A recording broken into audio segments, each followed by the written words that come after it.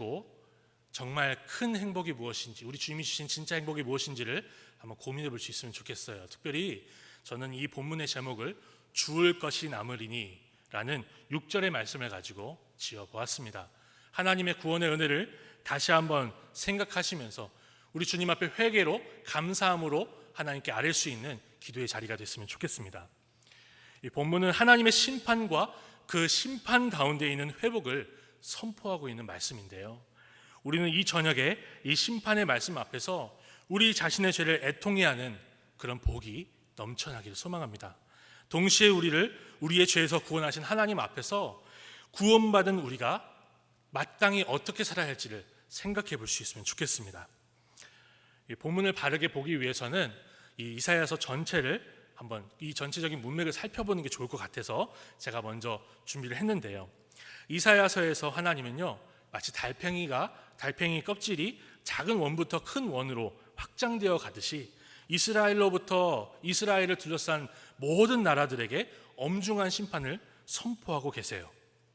이 본문의 말씀은 그 심판의 말씀들 중에 하나입니다. 이렇게 하나님은 다른 누군가가 아닌 그들 자신의 죄악 때문에 이스라엘을 포함한 모든 나라들이 심판을 받는다라고 말씀해 주시는 거예요. 심판을 받는 북이스라엘과 남유다, 그리고 심판의 도구로 사용된 민족들까지도 그 어느 나라 하나 예외 없이 하나님의 심판에서 예외가 없이 심판을 받을 수밖에 없다라고 말씀하시는 거죠. 이로써 우리는 이사야서에 선포된 심판이 모든 인류에게 예외 없이 선포된 심판이라고 읽을 수가 있습니다. 어느 한 나라에만 특정된 것이 아니고요.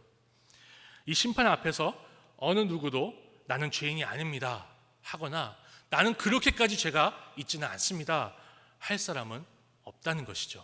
이것을 깊이 생각하고 본문을 볼 수 있으면 좋겠어요. 그러나 이렇게 하나님은요 심판 가운데서도 그가 친히 그의 나라를 회복하신다는 분명한 메시지를 주십니다. 이 회복의 말씀이 한 장에 모아져 있으면 읽기가 편할 것 같지만 이사야서에서는 심판 가운데 조각조각 이 퍼즐이 맞춰지듯이 하나님이 따로따로 떼어서 말씀을 주세요. 이렇게 흩어져 있는 회복의 말씀을 쫙 모아놓으면 이겁니다. 아브라함과 이삭과 야곱에게 주신 하나님의 언약이 성취되는 것이 바로 회복이며 구원이라는 것을 우리가 읽을 수 있는 거죠.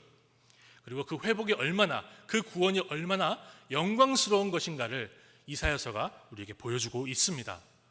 그래서 우리는 심판의 말씀 가운데서도 이 한가운데 선명하게 빛나는 회복의 말씀을 읽을 수가 있고 또 묵상하게 되는 것이죠.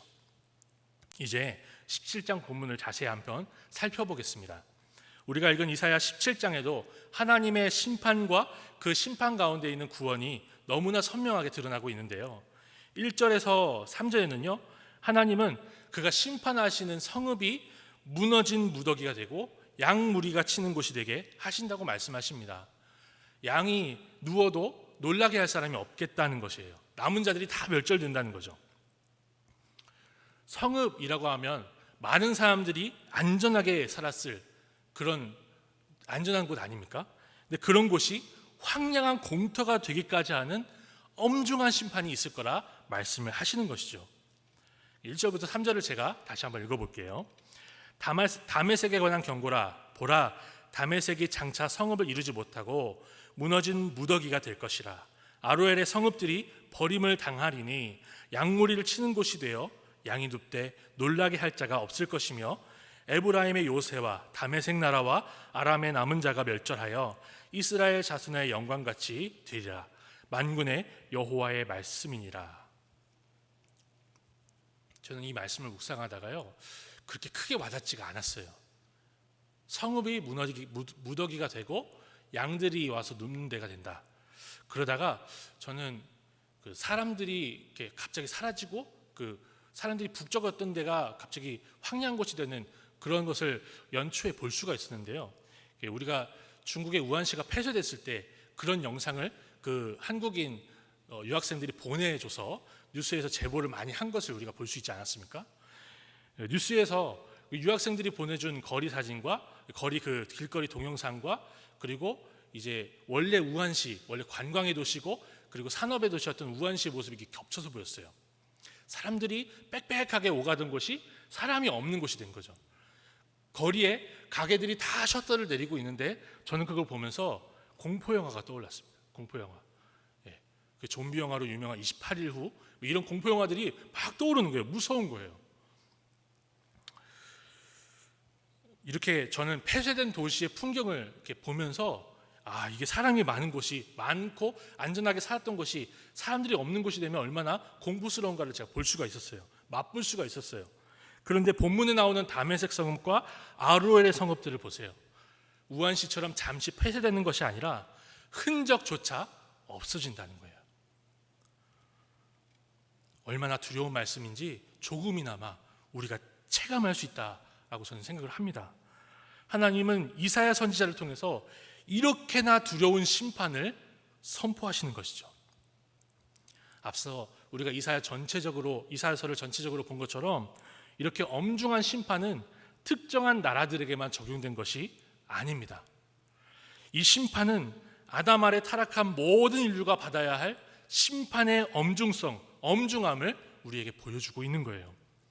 그러므로 모든 인류가 예외 없이 받아야 할 죄의 대가, 이렇게나 이 하나님이 심판하시는 심판의 무게는요, 이렇게나 두렵고 무겁다라는 것을 우리가 읽을 수가 있는 것입니다. 그러나 이러한 심판의 메시지가 선포될 때 타락한 인류는요, 그 심판의 메시지 앞에서, 그 하나님의 엄중한 심판 앞에서 울지 않습니다. 회개하지 않습니다. 구약의 문맥이 그렇잖아요. 대표적으로 출애굽기에 나오는 바로를 생각해 볼 수가 있어요. 하나님이 애굽에 10가지 재앙을 다 내리시는 데까지 바로는 마음이 완악해지지 않았습니까?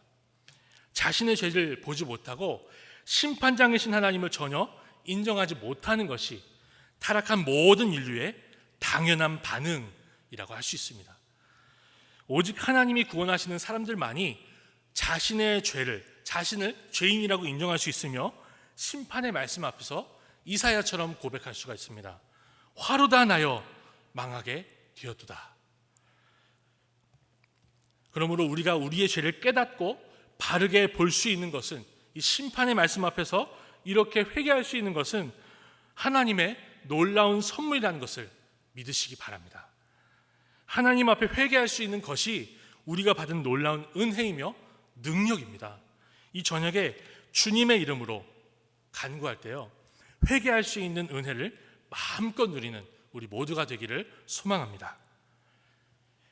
이렇게나 엄중한 심판이 17장 전체에 걸쳐서 선포되고 있거든요. 그런데 그 한가운데에 하나님은 그러한 심판 가운데서 구원을 받을 사람들이 있을 것이다 라는 회복의 말씀을 주십니다. 본문 6절인데요, 제가 읽어보겠습니다. 그러나 그 안에 주울 것이 남으리니 감람나무를 흔들 때 가장 높은 가지 꼭대기에 과일 2-3개가 남음 같겠고, 무성한 나무의 가장 먼 가지에 4-5개가 남음 같으리라. 이스라엘의 하나님 여호와의 말씀이니라. 잘 아시겠지만 여기서 등장하는 감람나무는 올리브 나무를 가리킵니다. 농부가 아무리 열심히 올리브 나무를 흔들어도 높은 가지 꼭대기, 나무의 가장 먼 가지에 열매가 남는 것은 이 중동에 사는 이스라엘 백성들에게 아주 흔한 광경이었을 거예요. 일상적인 소재였을 것입니다. 하나님은 그렇게 일상적인 소재, 가장 먼 가지에 2-3개, 3-4개가 남는 이 4-5개가 남는 이 열매를 가리키시면서 엄중한 심판 가운데서도 구원을 받을 소수가 있을 것이다 라고 말씀해 주시는 거죠. 하지만 여기서 우리는 하나님과 인간 농부에게 아주 근본적인 차이가 있다는 것을 생각해 볼 수가 있습니다. 인간 농부가 아무리 열심히 흔들어도 감람나무에 올리브 나무의 열매가 남는 것은요, 인간 농부의 한계입니다. 그렇죠? 인간 농부가 키가 크지 않기 때문에, 손이 닿지 않기 때문에 그 열매가 남은 거예요. 그래서 가지에 남은 올리브 열매는요, 사람의, 인간의 한계를 너무나 여실하게 보여주는 도구였을 거예요. 그러나 무한하시고 전능하신 하나님은 인간 농부와 감히 비교되실 수가 없습니다. 창조주이신 하나님이 원하시기만 한다면 하나도 남김없이, 빠짐없이 올리브 열매가 떨어질 것이기 때문입니다.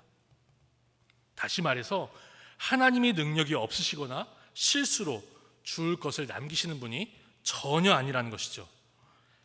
그러니까 가지에 달려 남은 열매는요, 하나님이 의도적으로 친히 일부러 남겨놓으신 것이라는 것을 우리가 읽을 수 있는 것입니다.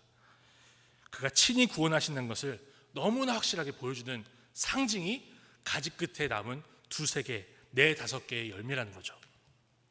그러므로 주울 것이 남으리니 라는 이 말씀은요, 설교의 제목이기도 한데, 이 말씀은 하나님의 은혜를 아주 강력하게 선포하는 그림 언어로 우리에게 보여주고 있는 것입니다.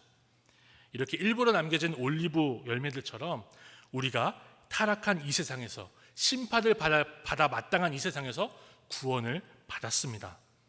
하나님의 능력이 부족하시거나 실수하셨기 때문에 우리가 구원을 받은 게 아니에요. 하나님이 우리를 영원 전부터 계획하셔서 예수 그리스도 안에서 구원하여 자녀 삼으시기를 기뻐하셨습니다. 믿으시기 바랍니다. 이것이 우리의 영원한 위로이며 상급입니다. 주울 것을 남겨놓으신 하나님을 깊이 묵상하는 가운데 구원의 감격으로 나아갈 수 있는 우리 모두가 기도의 자리가 되기를 바랍니다. 저는 이 말씀을 묵상하다가 이 구원의 감격이 너무나 하나님이 놀라운 은혜를 주셨는데, 구원의 감격을 때로 우리가 놓칠 때가 많이 있잖아요. 그래서 그런 묵상들을 쭉 하다가 제 중고등학교 시절이 좀 생각이 났습니다. 저를 간단하게 말씀드리면, 저는 굉장히 교회 안에서 모범적인 학생이었습니다. 모태신앙으로 일단 태어났고요. 단 한 번도 결석이 없습니다. 주일학교 결석이 없어요. 유치부부터 청년부까지, 제가 전도사가 될 때까지 단 한 번도 빠진 적이 없습니다. 오히려 예배를 오전부터 오후까지, 새벽부터 저녁까지 드렸죠. 이런 제가 중고등부 학생일 때 가장 부러워했던 분들이 있었어요. 그 당시가 간증하시는 분들이 제일 많이, 20년 전에 간증하시는 분들이 제일 많이 초청돼서 간증을 하던 그런 시대였거든요. 예수님을 전혀 믿지 않았던 그분들이 예수님을 믿기 전에 세상에서 엄청 막장으로 입에 올리기도 부끄러운 그런 인생을 살았는데, 회심을 해서 하나님을 믿게 되고 주님을 위해서 목숨을 바치는 모습을 간증하고 다니면 저는 그게 그렇게 부러웠습니다. 세상에서 험악하게 살던 분들일수록, 험악하면 험악할수록 하나님의 은혜와 사랑을 더욱더 강력하게 확신하며 구원의 감격을 너무 강하게 갖고 막 살아가시는 거예요. 너무 부러웠어요. 하나님의 구원 앞에 너무나 뜨겁게 반응하는 거, 나도 저러고 싶다라고 생각을 했는데, 오히려 제가 모태신앙이고 주일학교 한 번도 빠지지 않고 주일학교 학생인데도 수요예배 금요철에를 왔거든요.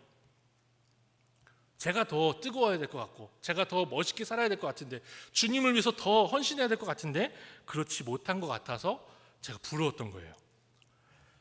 그래서 제 그 어린 마음에 그 당시에 저는 내가 일탈을 한번 해봐야겠구나, 한번 일탈을 해서 회심의 경험을 좀 이렇게 하나님 앞에 깨지는 경험을 해봐야겠구나, 그런 생각을 했어요. 그렇게 살면 하나님의 구원을, 하나님의 능력을, 하나님의 은혜를 더 굳게 붙들 수 있겠구나라고 생각을 했습니다. 근데 제가 그 큐티를 고등학교 1학년 때부터 시작을 했거든요. 고등학교 2학년, 3학년 가면서 제가 스스로 성경을 읽고 하루에 창세기 한 권을 다 읽었어요. 고3일 때도. 그래서 창세기 한 권 다 읽었으면 이제 마태복음 한 권 다 읽고, 그래서 하루에 2권씩 읽었습니다. 고3이. 네, 그렇게 하면서 이게 다 없어졌어요. 부러운 게 없어졌어요. 더 이상 부럽지가 않더라고요. 특별한 회심의 경험이 있던 것도 아니에요. 그냥 말씀을 읽는데 성령께서 깨닫게 하시고 구원의 감격을 붙들게 하시더라고요. 주울 것이 남으리니, 너무나 어떻게 보면 자주 들었던 이야기, 하나님이 영원 전부터 계획하시고 구원하셨다는 이야기, 자주 들었던 이야기, 뻔한 이야기, 성경에 있는 이야기라고 할 수 있지만, 사랑하는 성도님들, 이 구원의 감격을 붙드실 수 있는 귀한 기회를 삼으시기 바랍니다. 코로나 사태를 맞이했잖아요. 우리가 집에 있는 시간이 굉장히 길어졌어요. 그래서 요즘은 운동을 하러 헬스장에 가지 않고 홈 트레이닝을 하잖아요. 동영상을 틀어놓고 에어로빅이나 아니면 다른 여러 가지 운동들을 합니다. 사람들도 만나지 못하니까 이제 죄송하지만 회식비도 좀 굽고, 그렇죠? 시간도 많이 남았어요. 저는 하나님이 우리 각자에게 이런 메시지를 주시는 것 같아요. 말씀을 읽고 스스로 묵상하고 구원의 감격을 다시 회복하라 라는 말씀을 주시는 것 같아요. 주울 것을 일부러 남겨놓으신 하나님의 은혜를 확인할 수 있는 우리 각 가정들이 다 되시기를 소망합니다. 이 각 가정에서 이 말씀을 읽고 묵상하실 때 또 주의 말씀을 펴서 읽을 마음을 가지고 책상에 앉았을 때 성령 하나님의 역사가 있기를 소망합니다. 그 다음 절인 7절에서는요, 하나님이 구원하시는 남은 자들의 특징이 등장을 해요. 제가 읽어보겠습니다. 그 날에 사람이 자기를 지으신 이를 바라보겠으며 그의 눈이 이스라엘의 거룩하신 이를 뵙겠고. 이렇게 엄중한 심판 가운데에서 하나님이 구원하시는 사람들은 목숨만 겨우 연명하는 사람들이 아닙니다. 하나님을 바라보고 뵙는 사람들입니다. 믿으십니까?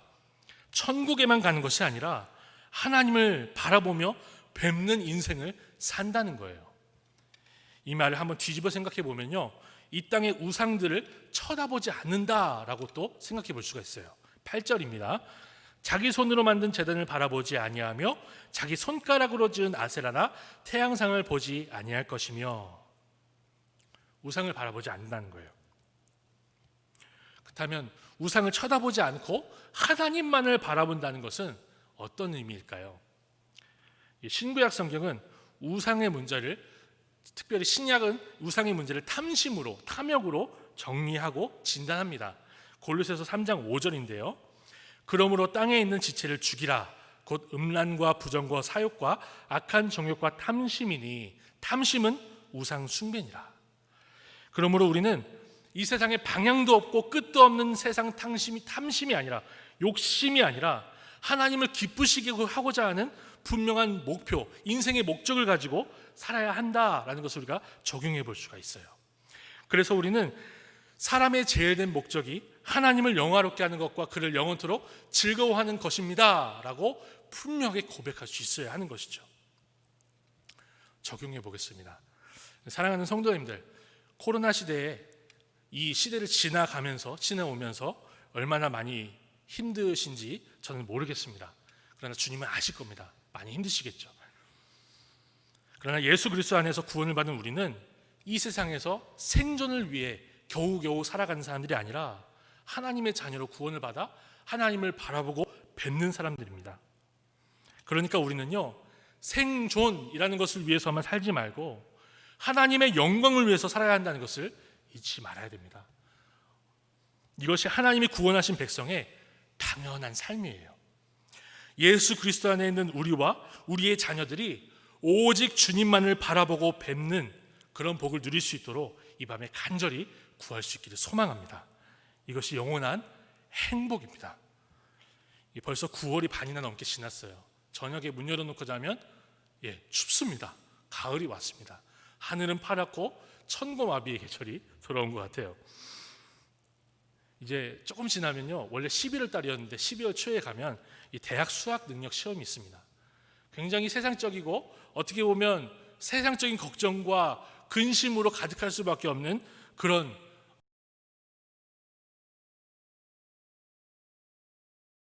준비하는 수험생들이나 또 취업을 준비하는 취준생들, 그리고 코로나 사태로 직장을 잃으신 분들이 참 많은 걸로 알아요. 재취업을 준비하는 모든 사랑하는 자녀들이 우상 쳐다보지 않고 어떻게 하면 스펙으로, 어떻게 하면 인맥으로, 어떻게 하면 이 세상에서 잘 나갈까 많은 고민하지 않고 어떻게 하면 하나님을 영화롭게 할 수 있을까 고민할 수 있도록 우리가 이 시간에 기도할 수 있으면 좋겠습니다. 주울 것을 남겨놓으신 하나님이 먼저 그의 나라와 그의 의를 구하는 자녀들에게 이 모든 것을 더하실 줄로 믿어요. 일용할 양식을 주실 것입니다. 그러한 하나님 앞에서 우리와 우리 가정은 아무리 힘든 상황이 찾아오더라도 이 세상의 우상을 쳐다도 보지 않는 그런 믿음을 달라고 우리 시간에 기도할 수 있으면 좋겠어요. 앞서 말씀드렸지만 제가 도전합니다. 저는 이 코로나 사태가 오직 하나님만을 바라보며 우상을 쳐다도 보지 않는 그런 기회라고 저는 생각을 해요. 그래서 우상만을 바라보는 세상 풍조 한가운데서, 그런 가운데서 사는 우리가 이 풍조에 휩쓸리지 않고 하나님만 바라보는 훈련, 하나님만을 바라보는 그런 경건의 연습들을 할 수 있으면 좋겠어요.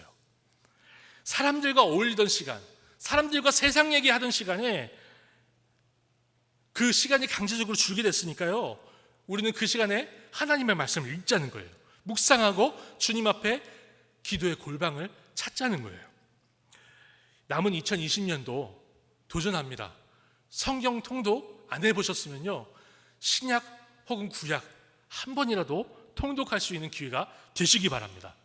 성경 공부 한 번도 안 해보셨어요? 그러면요, 유튜브나 인터넷에 찾아보면요, 많아요. 물론 이단들이 올린 것도 있지만 큰 교회 좋은 목사님들, 또 우리 목사님들이 올리신 좋은 성경 공부 교재들과 영상들이 많아요. 한번 해보시기 바랍니다. 개인 기도 시간이요, 1분도 안 했으면 3분으로 5분으로 10분으로 1시간으로 늘려갈 수 있는 너무나 좋은 기회, 그런 기회로 삼으시기를 도전합니다. 이 마지막으로요, 주께서 구원하신 우리가 이렇게 살게 하옵소서라는 기도의 제목을 가지고, 기도의 제목으로 7절과 8절을 제가 읽어보겠습니다. 혹시 같이 읽어주실 수 있으면 본문 17장 7절과 8절을 읽도록 하겠습니다. 그날에 사람이 자기를 지으신 이를 바라보겠으며 그의 눈이 이스라엘의 거룩하신 이를 뵙겠고 자기 손으로 만든 제단을 바라보지 아니하며 자기 손가락으로 지은 아세라나 태양상을 보지 아니할 것이며. 아멘. 들으신 말씀을 묵상하는 가운데 회개하며 감사할 수 있는 시간 갖겠습니다. 기도하겠습니다.